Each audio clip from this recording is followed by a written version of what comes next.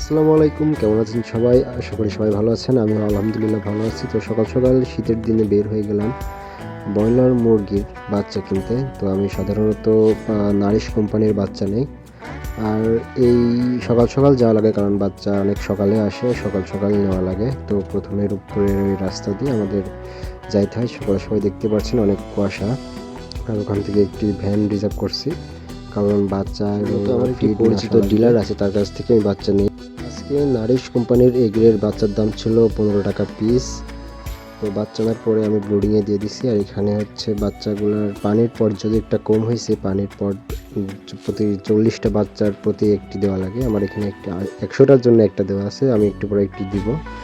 আর খাবার নিচে সিটাই দেওয়া আছে, আবার পটেও দেওয়া আছে। তো বাচ্চাদের প্রথম যে পানি দেওয়া হয় সেটাতে লেবু ও চিনির একটা মিশ্রণ দেয়।